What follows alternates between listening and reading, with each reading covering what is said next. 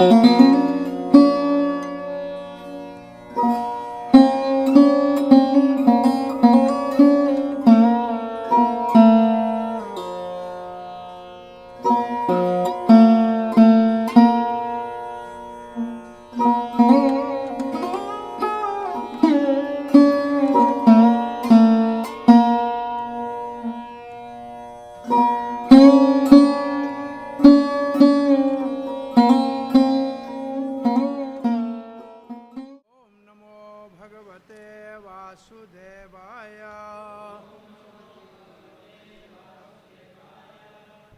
नमो भगवते वासुदेवाय।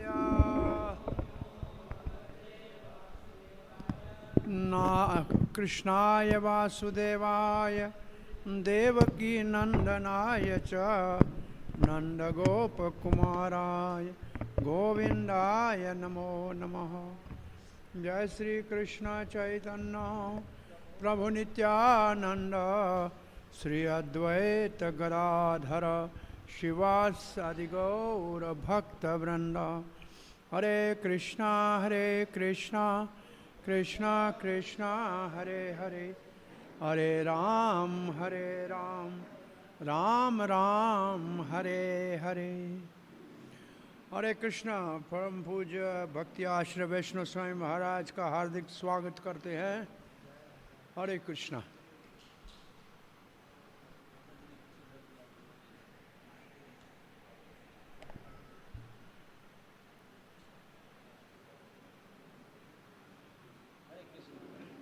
हरे कृष्णा।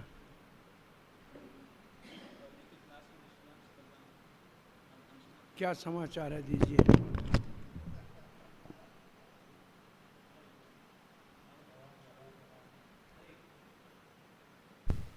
हरे कृष्णा कृष्णा कृष्णा कृष्णा। शक्ति स्वरूपिणी माता जी के ये आदेश थी कि मैं आकर के कुछ आपको बोलूं। आपका जो पिछली परीक्षा में जो ऐसे राइटिंग है, ऐसे राइटिंग समझिएगा ना, जो हाँ ऐसे राइटिंग में पाया गया है कॉपी चेकिंग में कि 2-3 भक्तों का ऐसे बिल्कुल सेम है, कॉपी है। नाम आप लोग को पता होगा, नाम भी शायद आपको पता भी हो गया होगा, मुझे लगता है कि इनके। तो उन्होंने ये कहना चाहते हैं कि आप लोग सब सीनियर है, मैच्योर्ड है ना नहीं, और भक्ति शास्त्री कर रहे हैं। इस प्रकार का कॉपी करना, ये सब करना, चीटिंग, ऐसे धोखा, ये आपसे आशा नहीं किया जाता, अपेक्षा भी नहीं किया जाता। अगर आप ऐसा करते हैं कृपा करके मत कीजिए। ये इस्कन वृंदावन के लिए शोभा नहीं है, आप इस्कन वृंदावन को ब्रह्मचारी।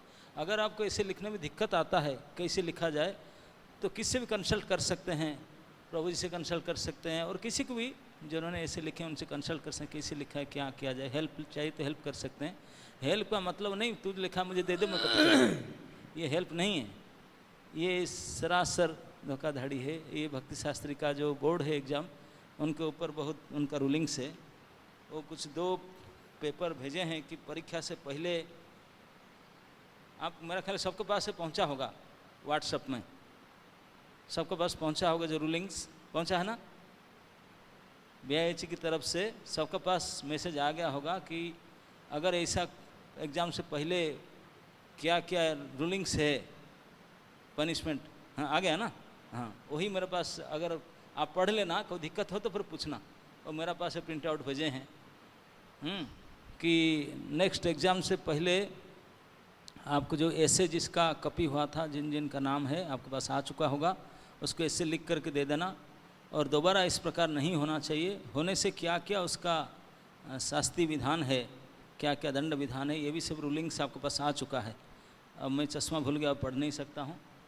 मैं देता हूँ, कोई प्रभु जी का क्लास ख़त्म होने के बाद कोई पढ़ करके सुना देना, है ना, सबको पढ़ करके सुना देना क्लास ख़त्म होने के बाद, अभी नहीं। और फिर धर्माताओं को वापस दे देना पेपर।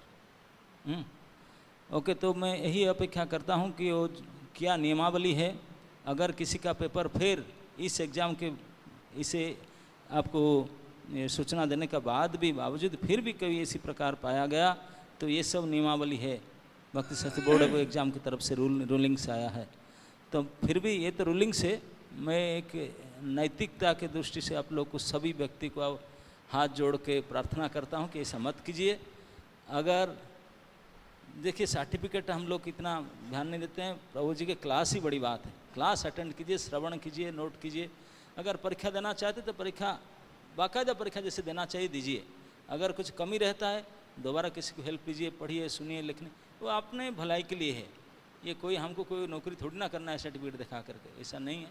तो इस प्रकार मत कीजिए। सभी आप लोग बड़े मैच्योर्ड आदमी है, इस प्रकार आशा नहीं किया जाता कि भक्ति शास्त्री बोर्ड की तरफ से हमको बार बार बोलते हैं ये क्या कर रहे हैं, इतने बड़े बड़े ब्रह्मचारी ऐसे क्या कर रहे हैं। ये शर्म की बात है, हम लोग को भी लज्जा लग रहा है, आप लोग को लज्जावत होना चाहिए। हरे कृष्णा। ओके बोल हरे हरे कृष्ण। आज 4 बजे आखिरी दिन है, उज्जैन का देंगे कुछ जगन्नाथ का। हाँ? मैं तो तीन ही जगन्नाथ के प्रकटे के कारण तीनों बता दिए जो कुछ, और कुछ ऐसे कथा कर देंगे तो कहाँ से करेंगे, ऊपर से करेंगे नीचे ऑफिस में करेंगे। तो मैं फिर आपको लिंक भेज देता हूँ, उनको फ़ोन कर दूँगा 3:30 बजे। 4:15 बजे शुरू करते हैं, 5:15 तक जो ऐसे तो 6:30 में तो एक क्लास हो क्लास। हाँ 5 बजे पूरी करिए, मैं आखिर में 2 मिनट ऐसे 7 दिन को। हाँ ठीक है, तो मैं आपको फिर मैं मैसेज भेजता हूँ यहाँ पे। हरे कृष्ण महाराज, धन्यवाद। सो आप सब एक जैसा लिखना है ऐसे आज के बाद, ठीक है ना? सब एक जैसा लिखेंगे ऐसे। इतने बुद्धिमान है भाई। ये तो गोपियां बन गई है, एक गोपी के मन में इच्छा, सबके एक जैसी इच्छा। ये तो भाई वृंदावन में सब गोपी भाव में, अब क्या कर सकते हैं। अब ऐसी को ये थोड़ी पता है कि ये सब गोपियां बन गई हैं।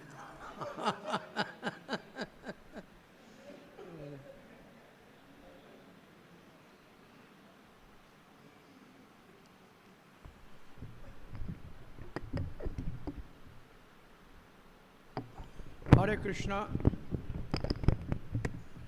सो आप सब भाग्यशाली कृष्ण बलराम मंदिर के प्रेमी भक्त भगवत गीता यथारूप का भक्ति शास्त्री का अध्ययन कर रहे हैं। 10वें अध्याय भगवत गीता के हम तीसरे विभाग में हैं। अर्जुन भगवान की श्री कृष्ण को परम पुरुष के रूप में स्वीकार करते हैं और प्रार्थना करते हैं भगवान की और अधिक विभूतियों को देखने का। ठीक है, तो उसमें हमने जो पहले श्लोक पढ़े वो बहुत प्रसिद्ध श्लोक प्रभुपाद जी सदा उद्धृत करते हैं। परम ब्रह्म धाम पवित्रम परमम भवाम पुरुषम साध। ये गीता, जिसको गीता समझना है वो ये श्लोकों को माने तो समझो कि गीता समझता है, नहीं माने तो गीता को नहीं समझता है। अब अर्जुन कह रहे हैं 15वां श्लोक आज हम शुरू करेंगे। स्वयं एवात्मात्मानां वेतत्वं पुरुषोत्तम भूत भावन भूतेश देव देव जगतपते। ये भी प्रशंसा है, भगवान की महिमा गा रहा है अर्जुन। हे पुरुषोत्तम, हे पुरुष उत्तम, भूत भावन भूत एष, सृष्टिकर्ता और सृष्टि का रक्षण करने वाला भी, अथवा जो सृष्टि करते हैं उन सब का स्वामी, स्वामियों के स्वामी।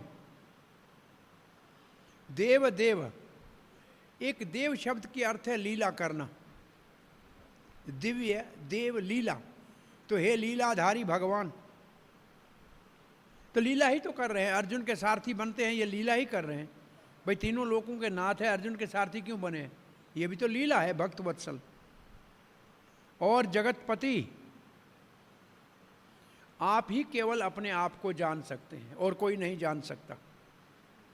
तो श्रील प्रभुपाद जी इस श्लोक का अनुवाद कैसे किया है?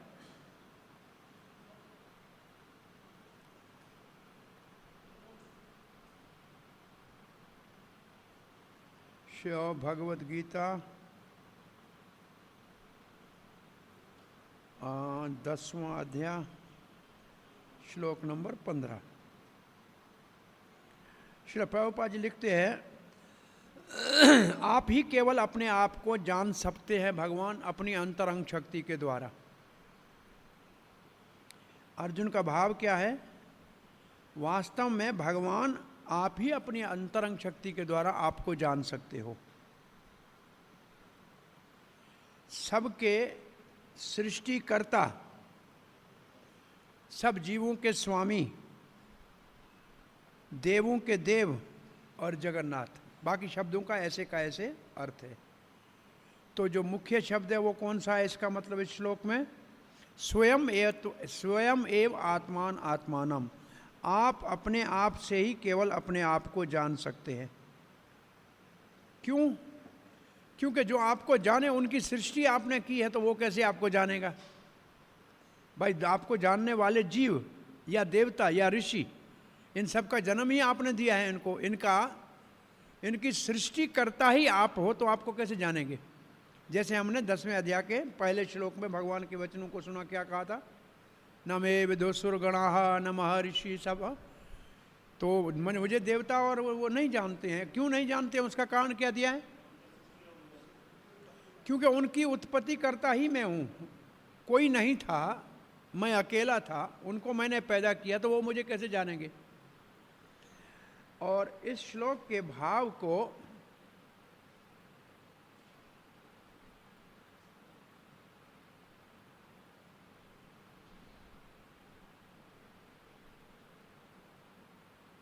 श्री प्रभुपाद लिखते हैं, परम पुरुष भगवान श्री कृष्ण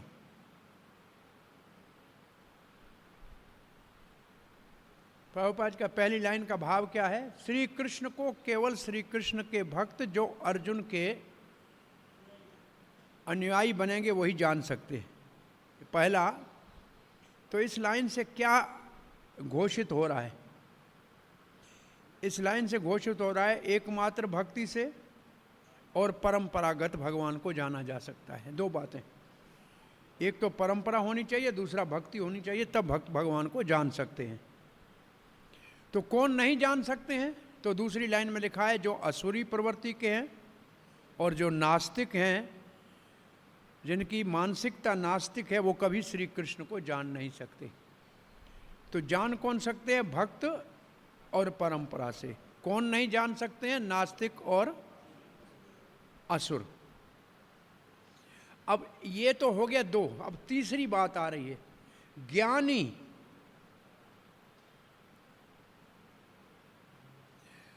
कौन से ज्ञानी? निर्विशेषवादी। कौन से ज्ञानी? निर्विशेषवादी, मायावादी, निराकारवादी, निर्गुणवादी, ये सब नाम है उसका। इसको अद्वैतवादी भी कहते हैं। ये भगवान के विषय में लोगों का पथभ्रष्ट करते हैं, इसलिए बहुत बड़ा पाप का कार्य करते हैं।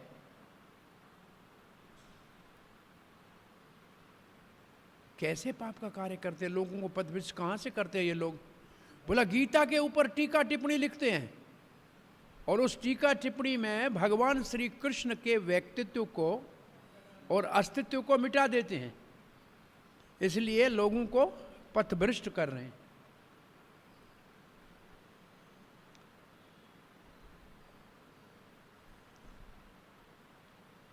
तो ये बात भी अब के तीन बातें हो गई। जान कौन सकता है, जान कौन नहीं सकता है, और फिर तीसरे जो स्वयं तो जानते नहीं है परंतु दूसरों को भी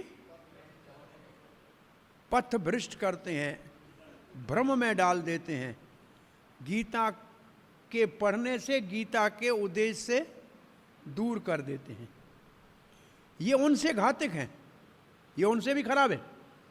भाई, मैं अकेला नहीं मानूं तो कोई बात नहीं, लेकिन मैं हजारों और लोगों को भी बेकार करूं, ये तो और खराब है ना। ये ईशोपनिषद का श्लोक आपने पढ़ा था, देवता की पूजा करने वाले तो अंधकार में जाएंगे, परंतु निराकार की उपासना करने वाले और भी ज्यादा पतित होंगे। मायावादी वो लोगों को पथभ्रष्ट करते।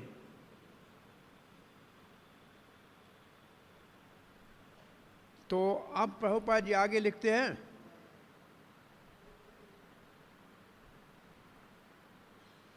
भगवत गीता भगवान श्री कृष्ण का विज्ञान है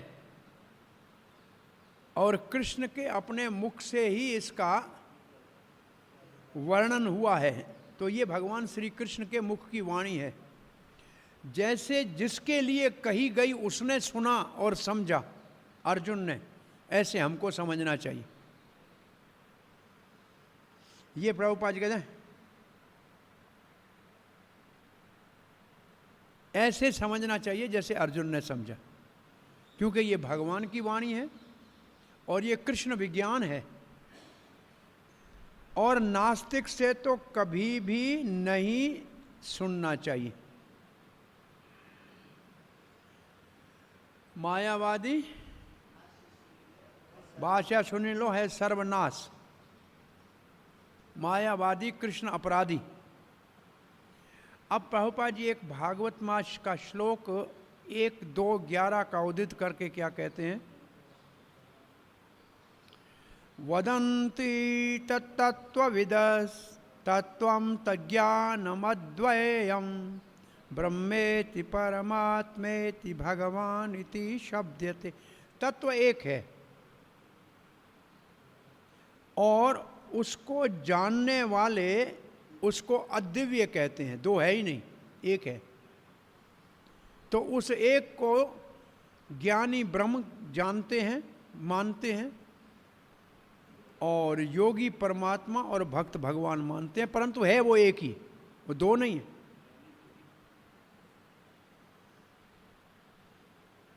प्रभुपाद जी कहते पूर्ण भगवान करके जानना पूर्ण जानकारी है। परम सत्य की, परम पुरुष भगवान की पूर्ण जानकारी है भगवान करके जानना, अधूरी जानकारी है परमात्मा और ब्रह्म। तो इसमें अधूरी क्या है, पूर्ण क्या है, चलो ये थोड़ा समझाओ हमको। पूर्ण क्या है, पूर्ण क्यों है, अधिकारी अधूरी क्यों है? भगवान सच्चिदानंद है। ब्रह्म को जानोगे तो सत्य को जानोगे, परमात्मा को जानोगे सत्य और चित्त को जानोगे, परंतु केवल भगवान को जानोगे तो तीनों को जानोगे। वैकुंठ नहीं आया आज, बाइक में तेल नहीं है।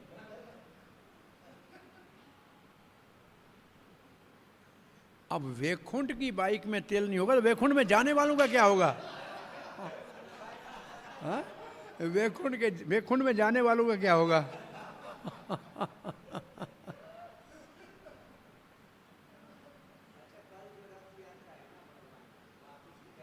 आज उल्टा रथ यात्रा गौरिया वैष्णव को बहुत पीड़ा देता है कि भगवान वृंदावन से वापस द्वारका कैसे जा रहे हैं। वो ये सहन नहीं कर सकते, इसलिए मूर्छित हो गया द्वारका, वैकुंठ मूर्छित हो गया। हरे कृष्ण।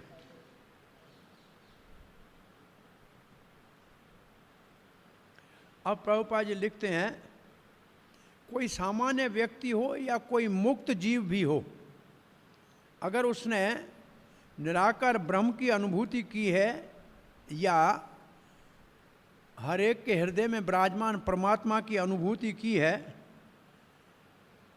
परंतु अगर वो भगवान को नहीं जान पाया है,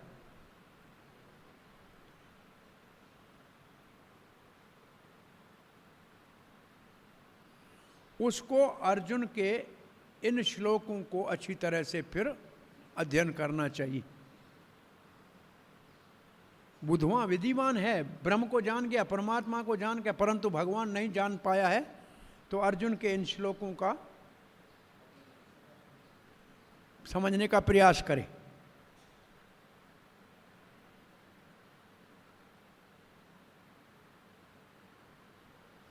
कभी कभी निराकारवादी कृष्ण को भगवान मानते हैं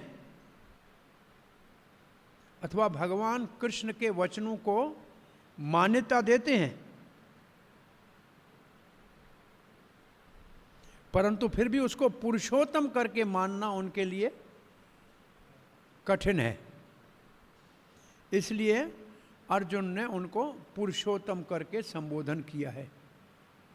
इसका मतलब कृष्ण को क्या मानते हैं? बहुत बड़ा विद्वान, बहुत बड़ा नीतिज्ञ, बहुत बड़ा देवता हो सकता है, लेकिन परम पुरुष भगवान तो निराकार है।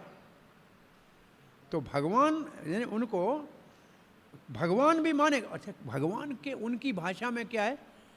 भगवान उपाधि वाला है, ब्रह्म निरुपाधि है। उनका वो क्या है? उन्होंने शास्त्रों के भी दो विभाजन कर दिए। एक व्यवहारिक शास्त्र जिसमें भगवान अवतार लेता है, नाम है, रूप है, ये व्यवहार है। और एक परम शास्त्र जिसमें कोई रूप नहीं, रंग नहीं, वो महान है। तो वो जो है वो महान है, व्यवहारिक महान नहीं है, ये उनका। और जब कहेंगे फिर हम उसको कोई बात कहाँ, कोई कह रहे थे, हमारा एक भक्त जाके मायावादियों को खंडन करने के लिए बोला, आप कहते हो कि कृष्ण ब्रह्म बना, बहुत बड़ी तपस्या करके तब भगवान बना, कृष्ण बना, बुद्ध हो गया, कृष्ण हो गया प्रेम पुरुषोत्तम, और ऐसे दूसरे हो गए तो आप भी भगवान बन जाओगे। तो हमारा एक भक्त ने जाके पूछा, फिर जब कृष्ण 6 दिन का था, पूतना को मार दिया, तब कहाँ उसने कौन सा योग किया था? तो कृष्ण तो तब भी भगवान था।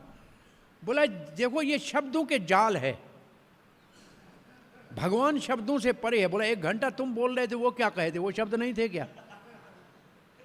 1 घंटे से तुम बोल रहे थे, तब शब्द नहीं थे, और जब मैं कह रहा हूं तो शब्द है।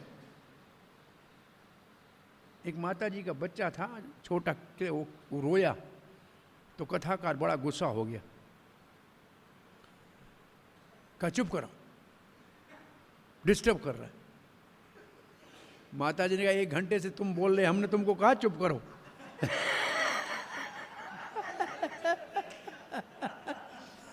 अरे ये बच्चा तो कुछ नहीं जानता है, तू ऐसे ही हमारा सर खा रहा है 1 घंटे से।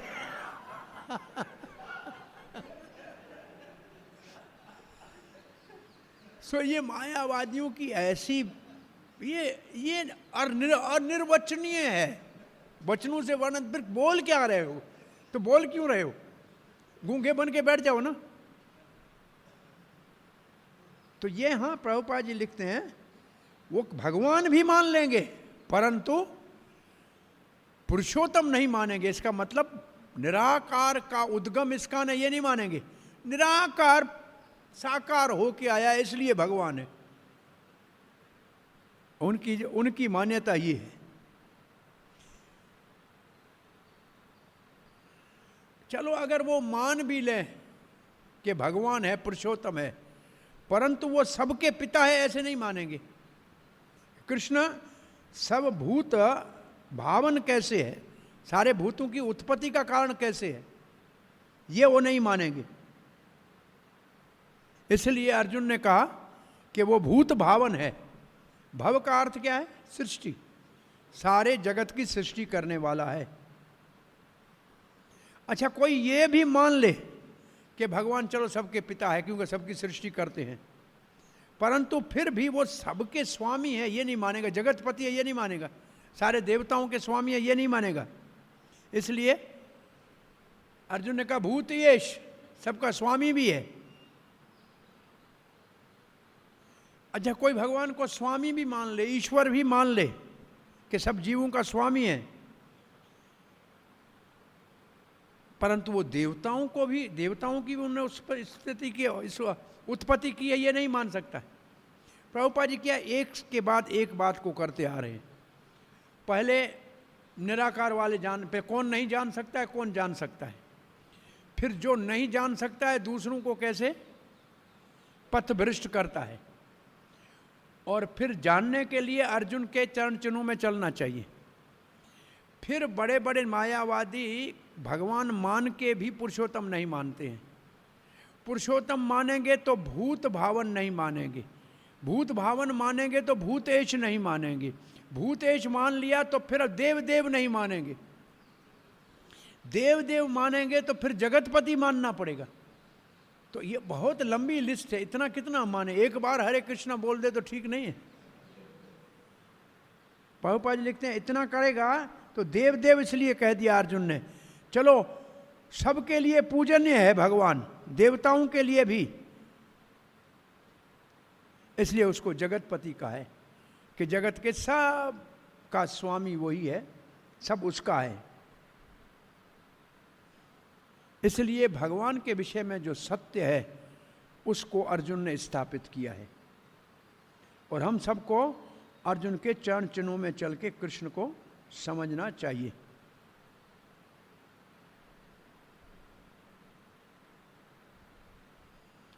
अब हम श्लोक पढ़ना जा रहे हैं 16। अर्जुन अब प्रार्थना कर रहे हैं। वक्तुम हरस्य शेषेण दिव्य हि आत्मविभूत्यः याभिर्विभूतिभिर्लोकान् इमां त्वं व्याप्य तिष्ठति। वक्तुम का मतलब प्रवचन करो। वक्ता कहते हैं ना, बोलने वाले को वक्ता कहते हैं। तो वक्तव्य दो, वकील को क्या बोलते हैं? वक्ता। वक्ता जो कथा करे वो वक्ता, जो ऐसे ही बोले उसको वक्ता कहते हैं। तो बस वही शब्द है, वक्ता से वक्ता हो गया। तो प्रायः दुनिया में सब वक्त ही है। तो यही शब्द बिगड़ के गया, यही शब्द बिगड़ा है। वक्ता शब्द है शालीनता से भगवत तत्व की बात करना, ये है वक्ता। और जो दुनिया की बात करे वो है वक्ता। दोनों एक ही है, काम एक ही कर रहे हैं। तो वक्तुम इसका मतलब हमारे को अपना वक्तव्य दीजिए, अथवा अपने वचन से हमारे को बताइए। अहरस्य अशेषेण वक्तुम। अहरसी का मतलब, अशेषण का अर्थ तो आता है शेष कुछ नहीं हो, मतलब पूरे का पूरा बताओ। अहरसी का अर्थ क्या लिखा है? जो योग्य है। अगर मैं योग्य हूं तो बताइए, लेकिन यहां लिखा है यू डिजर्व। आप इसको बताने के अधिकारी हैं, इसका मतलब अहरस्य। वक्तुम अहरस्य, आप इस बताने के योग्य हैं। सब नहीं, आप योग्य हैं। दिव्य है आत्मविभूति, आपकी दिव्य विभूतियों का वर्णन कीजिए। बोला कौन सी? भगवान पूछते हैं। बोला या भीर विभूति भीर, जिन विभूतियों के द्वारा इमाम लोकान, इन लोकों में त्वाम व्याप्य तिष्ठति, आप इनमें कैसे स्थित हैं। तो इस भौतिक जगत में आप कैसे, कौन सी विभूतियों के द्वारा स्थित है, इसके बताने के योग्य भी आप हैं, और आप मुझे योग्य समझें तो बताइए। दोनों अर्थ हो सकते हैं।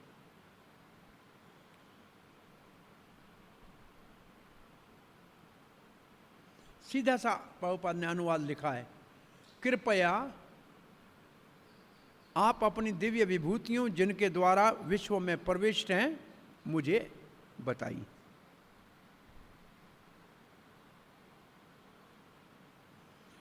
प्रभुपाद जी कहते हैं इस श्लोक में अर्जुन जैसे भगवान को याचना कर रहा है अधिक सुनने की, इससे लगता है कि वो पहले से ही संतुष्ट है।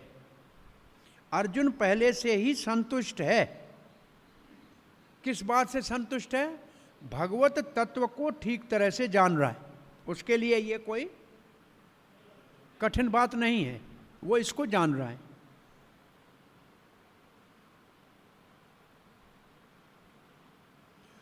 वो कैसे जान रहा है? भगवान की कृपा से। इसको हमने एक बार एक तात्पर्य में पढ़ा था, याद लिखा है कि जीव भले कैसे मुक्त अर्जुन के समान क्यों न हो, लेकिन फिर भी कभी मोह में थोड़ी देर के लिए पड़ सकता है। परंतु भगवान की कृपा से वो पुनः जल्दी वापस अपनी स्मृति को याद कर लेता है। पढ़ा था एक तात्पर्य, याद है? एक तात्पर्य में हमने ऐसे पढ़ा था। तो यहाँ प्रभुपाद जी वही बात लिख रहे हैं, ऐसे ध्वनित होता है इस श्लोक से कि परम पुरुष भगवान श्री कृष्ण की कृपा से अर्जुन तो कृष्ण के पुरुषोत्तम परम पुरुष भगवान के सिद्धांत को मानता है, जानता है और समझता है। भगवान की कृपा से ये तो ऐसे लग रहा है।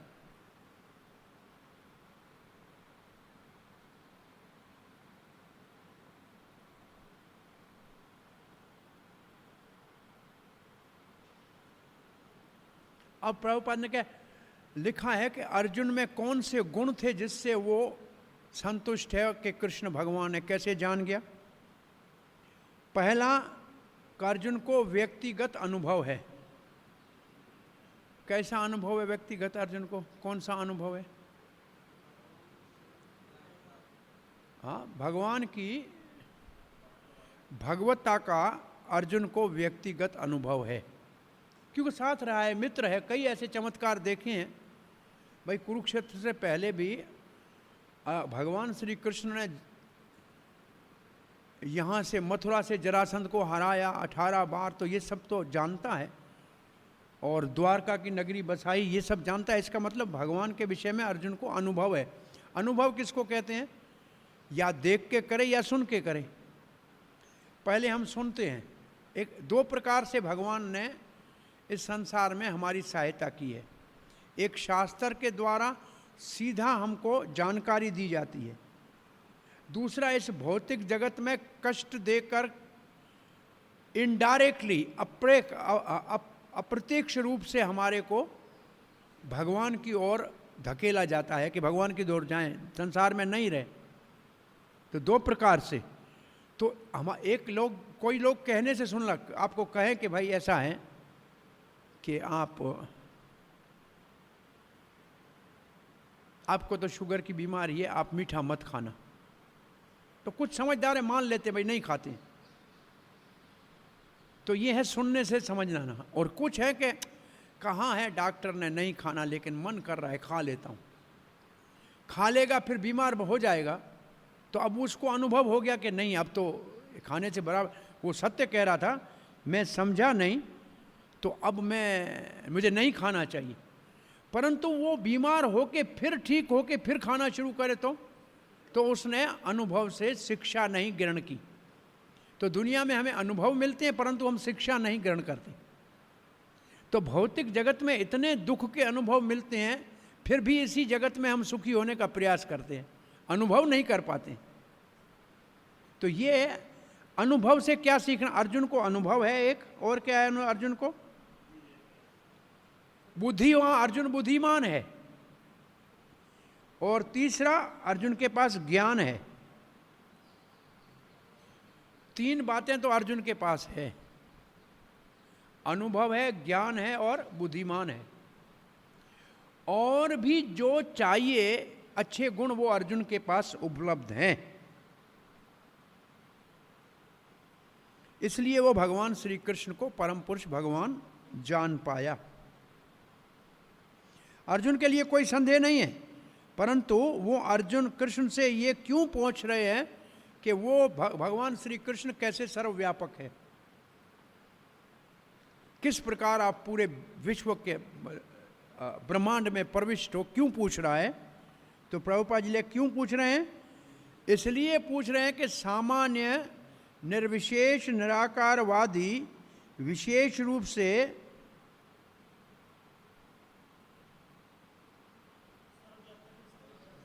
भगवान को सर्वव्यापक तो मानते ही हैं, तो वो सर्वव्यापक है कौन?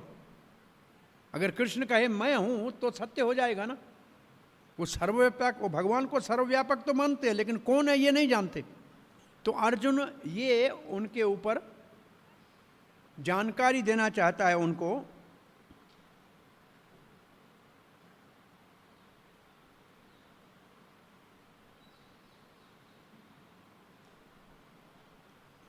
अच्छा, अब एक लाइन, एक शब्द और आया है, देखिए क्या आ रहा है।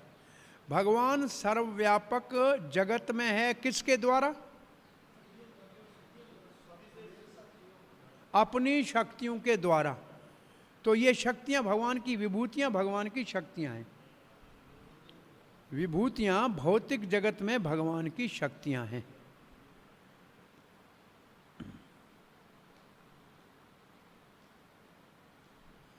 तो इस श्लोक का सार क्या है? इस श्लोक का सार ये है कि भक्त भगवान को जानते हुए भी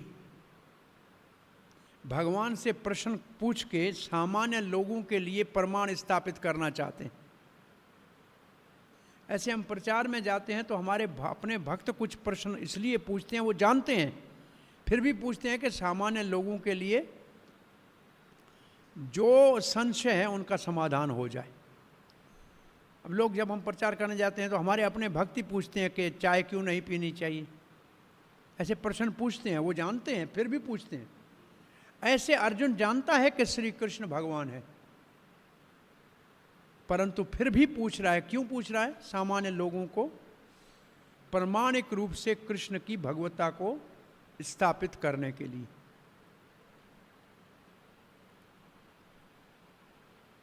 आपके विषय में परम सत्य को जानना बहुत मुश्किल है, इसलिए मैं आपके विभूतियों के विषय में जानना चाहता हूं।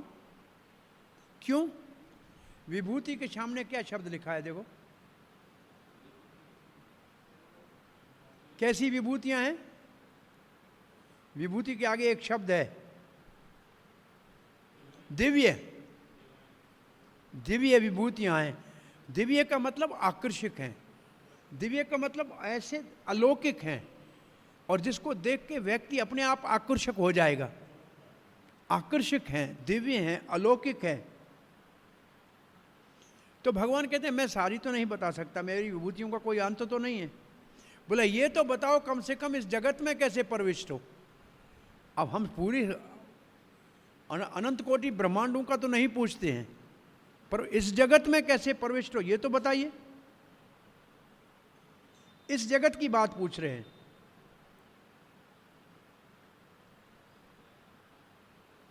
अब हम जा रहे हैं 17वें श्लोक में, जो एक और श्लोक है। कथम विद्याम अहम योगिन त्वाम सदा परिचिन्तयन् केषु केषु च भावेषु चिन्त्योऽसि भगवन् मया। कथम विद्यान अहम योगिम, मैं कैसे जानूं हे योगी। भगवान को योगेश्वर कहते हैं, जो चीज नहीं समझ में आए उसको समझा सकते हैं। त्वाम सदा परिचिन्त्यम, मैं आपका सदा, परिचिंतन का मतलब क्या होगा? अच्छी तरह से चिंतन कर सकूं। केशु केशु च भावेशु, किस किस भाव से, चिंत्योसी भगवन मया, मेरे द्वारा आपका चिंतन किया जाए। योगिन का अर्थ है योग माया के स्वामी। ये योग माया के स्वामी कौन से विचार से, कौन से सोच से आपको मैं जान सकता हूं? हर समय भक्ति पूर्वक, केशु केशु जो भावेशु का मतलब संसार की चीजों में, कौन कौन सी चीजों में। योगिन का अर्थ है योग माया का स्वामी। क्या लिखा है प्रभुपाद जी में? ये परम योगी। और हमारे दोनों आचार्य हमारे सहायता के लिख रहे हैं कि योगी का मतलब है योग माया के स्वामी। योग माया के स्वामी।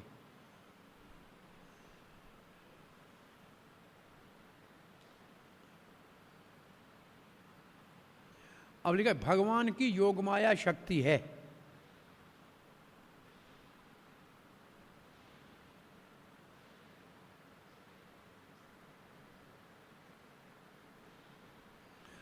तो भगवान कहते हैं मैंने आपको कहा ना मैं भक्ति आपको भक्तिया माँ अभी जानाती, केवल भक्ति से जान सकते हो। बोला वो तो ठीक है मैं जानता हूं, परंतु केशु केशु ज भावेशु, कौन से संसार में जो विषय हैं उसमें आपको देख सकता हूं। भावेशु का मतलब ऑब्जेक्ट्स।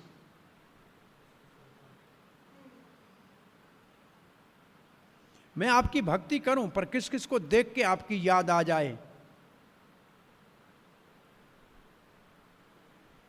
मानो भगवान पूछे कि आप मुझसे कैसे मैं प्रविष्ट हूं, ये कैसे पूछ रहे हैं? भाई मैं तो तुम्हारा मित्र हूं। बोला मित्र नहीं हो, आप योगी हो। आप सामान्य मेरा मित्र साक्षात नहीं हो। मैं जानता हूं कि आप योगी हो, आप योग माया के स्वामी हो और आप ये कर सकते हो। परिचिंतन का मतलब क्या है? किसी चीज का चिंतन करना ठीक तरह से। और सदा का मतलब सदा के लिए। प्रभुपाद जी लिखते हैं, प्रभुपाद जी 7वें अध्याय से कह रहे हैं भगवान योग माया से ढका हुआ है। प्रभुपाद जी 7वें अध्याय का कौन सा श्लोक उद्धृत कर रहे हैं? 25वां। ना हम प्रकाशति सर्व योग माया समाविष्ट। और कौन भगवान को देख सकते हैं? अब योग माया से ढके हुए हैं ये तो लिखा, फिर लिखा है जो शरणागत भक्त है वो ही आपको देख सकते हैं।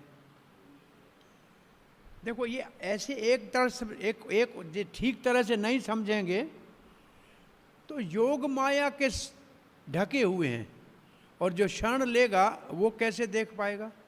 और शरण लेकर देखेगा ये तो दूसरा श्लोक है, ये तो महामाया का श्लोक है ना। महामाया से बचने के लिए शरण लेगा तो योग माया से भगवान को समझ जाएगा। ऐसे योग माया की कृपा से समझ जाएगा। एक तो ऐसे समझा जा सकता है कि जो महामाया से बचेगा, कौन बचेगा? जो शरण लेगा।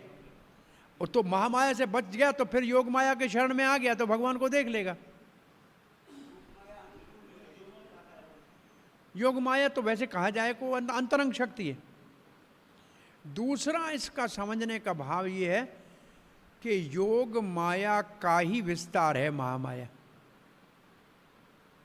महामाया योग माया का ही विस्तार है। तो इनको दो नहीं समझना चाहिए, एक ही है। संसार के लिए महामाया, भक्तों के लिए वही योग माया। जैसे उदाहरण दिया था, कृष्ण को वसुदेव मथुरा से गोकुल ले जा रहे हैं, मथुरा वासियों को महामाया ने भुला दिया और गोकुल वासियों को योग माया ने। तो दोनों काम करती हैं भगवान की इच्छा से।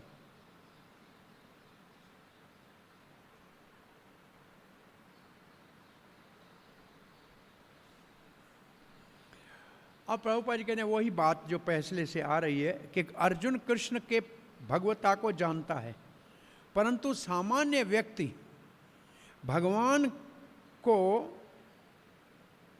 किस विधि से सर्वव्यापक, कृष्ण सर्वव्यापक है, वो किस विधि से जान सकता है, उस विधि के विषय में पूछ रहे हैं। सामान्य व्यक्ति और असुर और नास्तिक वो कृष्ण को नहीं जानते हैं, क्योंकि कृष्ण अपने आप को योग माया से ढक के रखते हैं। फिर भी भगवान अर्जुन ये प्रश्न पूछ के उनका हित करना चाह रहा है।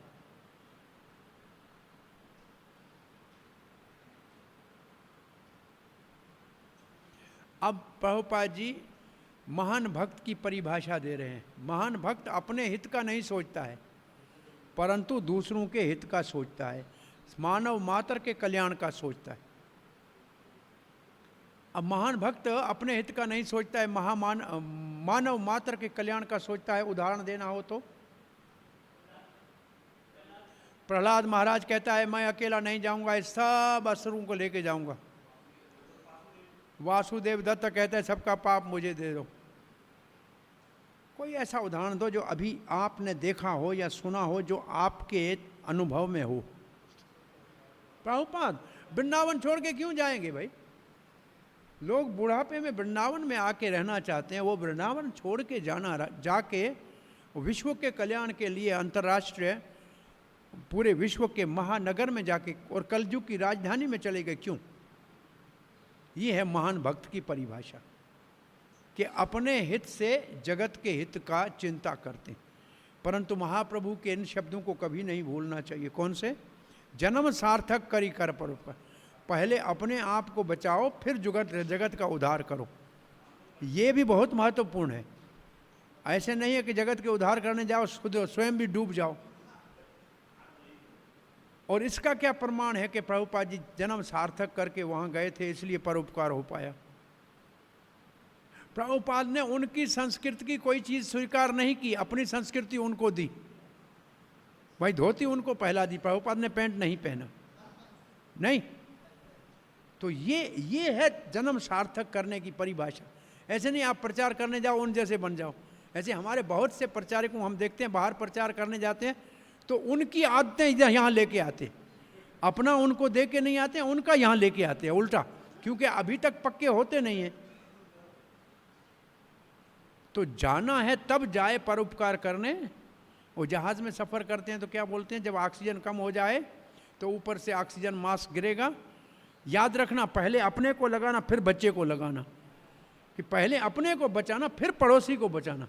अभी स्वयं को नहीं लगाए दूसरे को लगाए तब तक स्वयं ही मर जाए, दूसरा तो मरेगा ही मरेगा। तो जन्म सार्थक करके फिर परोपकार करना चाहिए। तो प्रभुपाद जी वृंदावन में रह के भागवत का पहला स्कंद लिखा और फिर बाहर उसी को लेके प्रचार करने गए। तो यहाँ आगे लिखा है, करुणा कृपा के कारण अर्जुन, जो एक वैष्णव का गुण होता है, सामान्य लोगों को श्री कृष्ण कैसे सर्वव्यापक है ये समझने की सुविधा दे रहा है। तो ये अर्जुन एक वैष्णव के परम गुण की करुणा का परिचय दे रहा है। और यहां कृष्ण को योगी क्यों कह रहा है? अब वो कृष्ण योग माया के स्वामी है, जिसको चाहे तो हटाए और चाहे तो अपने आप को ढक दे।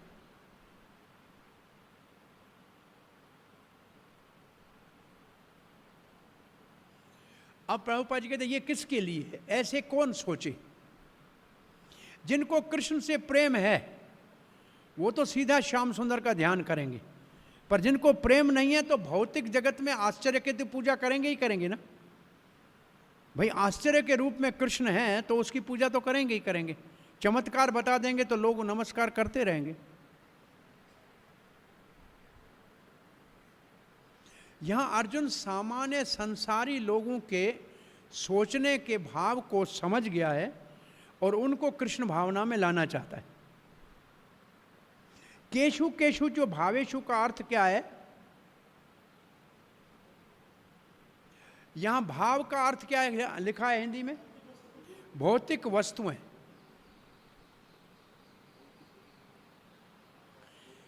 अब देखिए, जो पानी है ना, पानी भौतिक वस्तु है।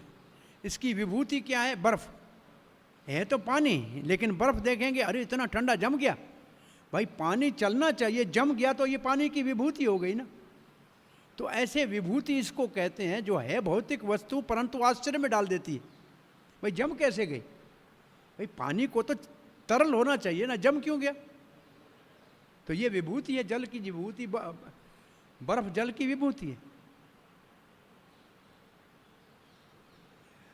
आध्यात्मिक दृष्टि नहीं है भौतिकवादियों के लिए, इसलिए कृष्ण को आध्यात्मिक रूप से नहीं जान सकते। इसलिए यहाँ उनको सलाह दी जा रही है कि भौतिक चीज़ों को देखकर मन को केंद्रित करें, विचार करें और भगवान श्री कृष्ण के भौतिक वैभव से भगवान को जानें। अब अर्जुन के भगवान को, श्री कृष्ण की भगवत्ता को मानना और अधिक विभूतियों को सुनने की प्रार्थना का पूर्णाहुति का श्लोक आ रहा है। विस्त्रेणात्मनो योगम विभूतिम च जनार्दन भूय कथ्य तृप्तिर्हि शृण्वतो नास्ते में अमृतम। इसमें सबसे मुख्य बात क्या है? आपके अमृत वचनों को सुनकर मैं तृप्त नहीं हो रहा। ये श्लोक मुख्य है। सुनाने वाले को तब उत्साह होगा जब सुनने वाले को सुनने में रुचि होगी। तो अर्जुन का मैं समझता हूं, मैं देखा तो नहीं है, लेकिन प्रभुपाद के तात्पर्य में श्लोक होगा, पक्का पक्का है, भागवत का श्लोक है, होगा ठीक है, अब देखा मैंने। तो मुख्य बात प्रभुपाद ने क्या इस श्लोक में ली है कि हमको कृष्ण कथा सुनने में उत्सुकता होनी चाहिए। वो वक्ता को बताना चाहिए कि हम तृप्त नहीं हो रहे हैं और बताइए, तो वक्ता के हृदय से और भगवत कथा का प्रभाव निकलेगा। विस्त्रेण आत्मनो योगम जनार्दन। जनार्दन के कौन से अर्थ आपको आते हैं?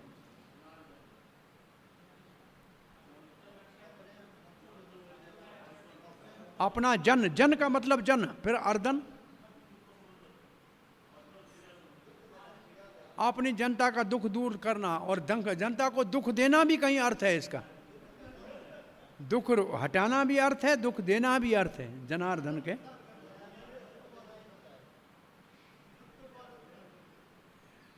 जनार्दन के अन्य स्थानों पे मैं समझता हूं इस शब्द के अर्थ लिखे हैं।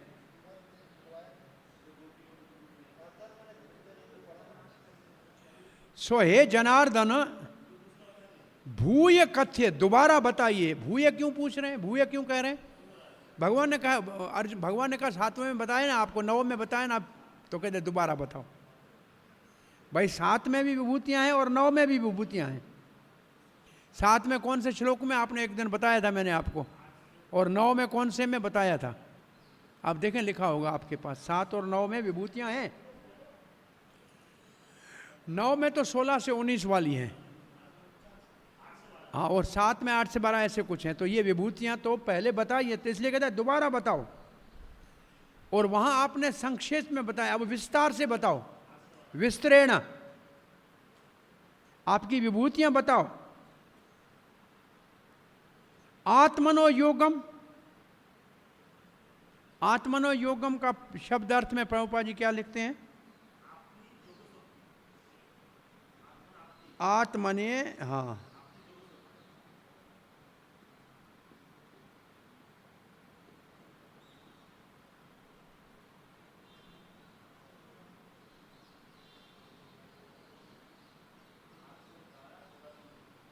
जनार्दन का प्रभुपाद ने देखो शब्द अर्थ क्या लगा जनार्दन का? नास्तिकों के नासक, हाँ, नास्तिकों के नासिक जनार्दन। देखो मैं इसलिए पूछा था, अर्थ बहुत अर्थ है, ये नया अर्थ है। यहाँ क्या लिखा है?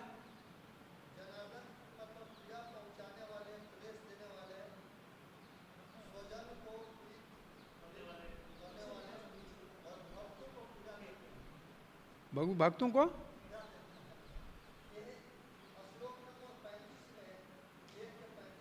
वो क्या है? अर्जुन कहते हैं देखो मैं आपका जन हूं, आप हमारा हित करो, हमको पीड़ा क्यों दे रहे हो? तो वहां भाव दूसरा है, ऐसा नहीं है, पीड़ा देने वाले नहीं है भगवान। भक्त ऐसे समझ रहा है कि मुझे आप लड़ा के परिवार के दुख की पीड़ा क्यों दे रहे हो। यहां जनार्दन का बहुत अच्छा अर्थ लिखा है, देखो, नास्तिकों को नाश करने वाले, नास्तिक, जन अर्दन, जन का जनार्दन, जनार्दन दोनों में आएगा, अलग अलग जगहों पे इसका अर्थ आपको मिलेगा। तो जनार्दन, हाँ, और शब्द का अर्थ क्या है? भूय, दोबारा बताइए, कौन से शब्द की बात कर रहे थे? आत्मनो योगम, आत्मनो योगम, आपके योग शक्ति से। और यहाँ ये लिखते हैं भक्ति। आप देखो एक बात और लिख रहे हैं, थोड़ा ध्यान से आज देख लेना, क्योंकि ये है इस अध्याय में।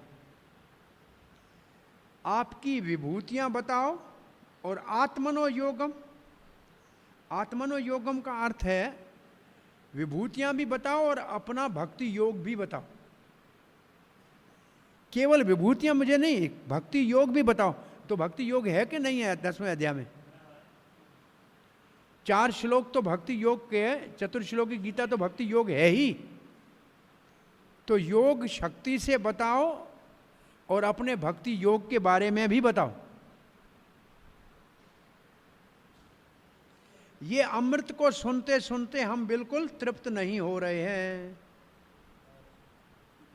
भगवान ने कहा मैंने आपको बता दिया ना पहले, अहम सर्वस्य प्रभव, और क्या पूछ रहे हो?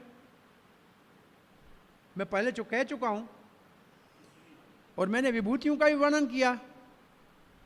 और जो ये जानते हैं मेरी भक्ति करते हैं, मैंने बताया ना आपको। कहाँ बताया?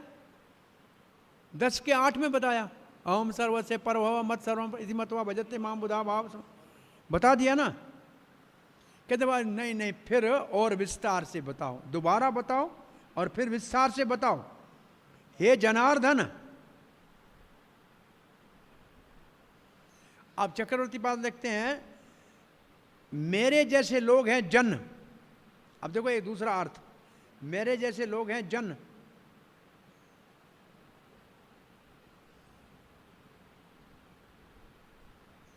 और आपके प्रति ऐसे उत्तम उपदेश से आप मधुरता उत्पन्न कर रहे हो। इसका अर्थ क्या है? आप ऐसी बातें कर रहे हो, इतना मधुर उपदेश कर रहे हो कि हम आपकी ओर आकर्षित हो रहे हैं।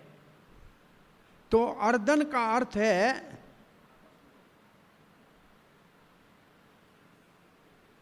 कि हम आपकी ओर आकर्षित होकर कहते हैं हम क्या करें। हम भक्तों को भगवान अपनी ओर आकर्षित करते हैं और हम भगवान को प्रार्थना करते हैं कि हम आपकी क्या सेवा करें। अर्दन का ये भाव लिखा है, मैं अंग्रेजी में पढ़ता हूं। Janardhan, in people such as me, Jan, by the sweetness of your beneficial instruction, you create longing. आपके अच्छे उपदेश से आप हमको अपनी ओर खींच रहे हो। तो अर्दन का क्या अर्थ है? आप हमारे को उत्तेजित कर रहे हो। काहे के लिए? हम आपसे मांगें। क्या मांगें? कि हम आपकी कैसे सेवा करें। आप हमसे, हम जैसे मैं कह रहा हूं आप हमको और बताइए, तो ये आप हमारे अंदर ऐसा उत्साह पैदा कर रहे हैं, अर्दन पैदा कर रहे हैं। हम आपके भक्त हैं, आप हमारे अंदर ये ऐसा भाव उत्पन्न कर रहे हैं जिससे हम आपसे, आपकी सेवा के लिए कुछ आपसे पूछ लें।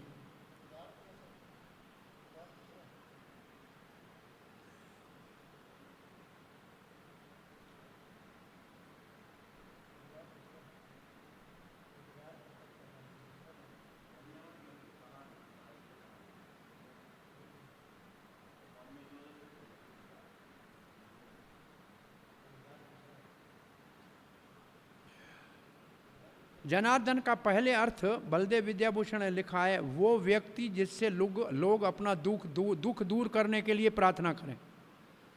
जनार्दन किसको कहते हैं? जिससे लोग अपने दुख दूर करने के लिए प्रार्थना करें।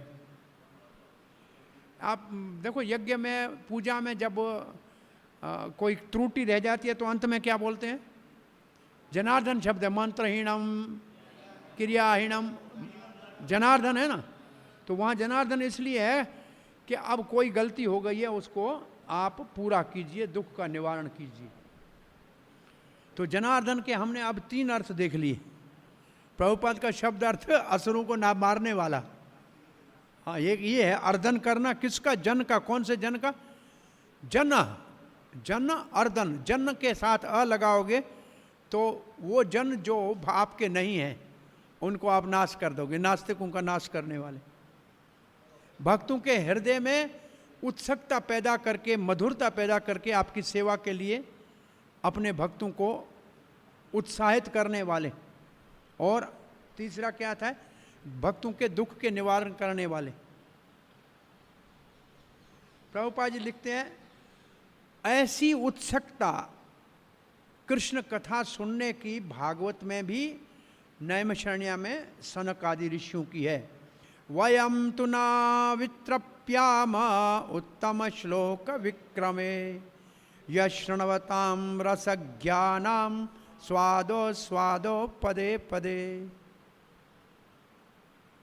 वक्तुम तो न वित्र, आप जो कह रहे हैं ना उससे हम तृप्त नहीं हो रहे हैं। विशेष रूप से क्या कह रहा हूं मैं? उत्तम श्लोक विक्रम है। महान भगवान उत्तम श्लोक की अद्भुत लीलाएं कह रहे हैं। उसको सुनने से जो रसज्ञ हैं, जिसको रस का पता है, उसको स्वाद एक एक पद पद के ऊपर आता है। एक पद का अर्थ ये है, एक एक शब्द के ऊपर उसको आनंद आता है और सुनने की इच्छा होती है। प्रभुपाद जी लिखते हैं, यहां जहां तक अमृत का प्रश्न है कि कृष्ण के विषय में जो भी वर्णन है सब अमृत है। और इस अमृत को हम वास्तव में अनुभव कर सकते हैं, अभ्यास से अनुभव कर सकते हैं। तब कथा अमृतम।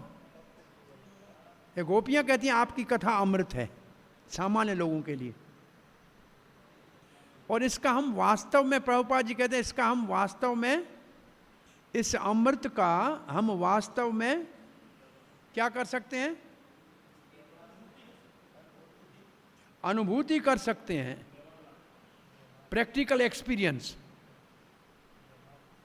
अब पहले उदाहरण देते हैं। आधुनिक पुस्तकों के अंदर जो कहानियां हैं और जो भी इतिहास है वो भगवान के दिव्य लीलाओं से अब बिल्कुल अलग है। दुनिया का कोई किताब एक पढ़ के आप दोबारा पढ़ने से पहले ही फेंक दोगे, परंतु यहाँ कृष्ण के कथा सुनते सुनते कभी थकोगे नहीं। तो ये प्रभुपाद कहते हैं आपके जीवन में आप अनुभूति कर सकते हो। हमने इतने सारे कॉलेज में किताब पढ़े, एक साल पढ़ लिया, दूसरे दिन उस किताब को बेच दो, फेंक दो, कभी काम नहीं आया। लेकिन ये गीता जब से है अभी तक पढ़ी है और चलती आ रही है। तो दोनों में अंतर है ना। भौतिक चीज़ों को पढ़ने के बाद उगता जाते हैं, इसको पढ़ने के बाद उगता नहीं जाते और अंदर रस आता है। तो ये सामान्य बात नहीं है। प्रभुपाद जी पहले कहते हैं अमृत का अर्थ है कृष्ण कथा, और उसका आप अनुभूति कर सकते हैं। सामान्य चीज़ पढ़ के थक जाओगे, उगता जाओगे। ये लें हरि कथा से कभी नहीं थकोगे। कोई प्रमाण है कि हरि कथा से कोई नहीं थका हो? परीक्षित महाराज को तो यहाँ उदाहरण दिया है इसका। परीक्षित महाराज ने ऐसा ही श्लोक कहा है, सौनक आदि ऋषियों ने ऐसे कहा है। पृथु महाराज कहते हैं लाखों कान चाहिए, करोड़ों कान चाहिए कथा सुनने के लिए। रूप गोस्वामी कहते हैं कान और जीभा बहुत चाहिए आपकी कथा कीर्तन के लिए।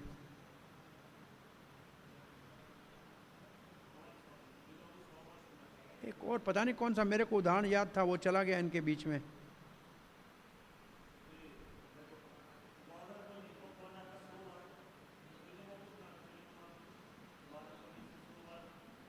चैतन्य महाप्रभु 100 बार प्रहलाद कथा और ध्रुव कथा सुनी।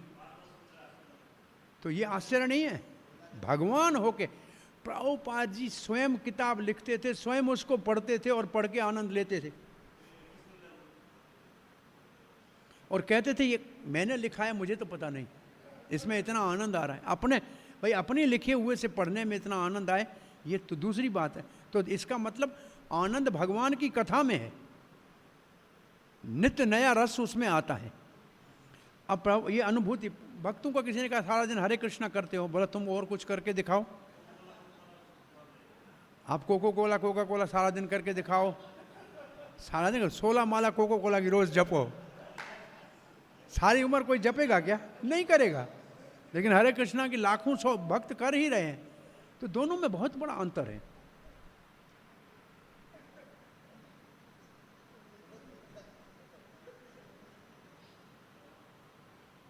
अब प्रभुपद के इसी कारण से पूरे ब्रह्मांड के इतिहास में सब जगह पे भगवान के श्री कृष्ण की लीलाओं का और अवतारों का वर्णन है। कहाँ?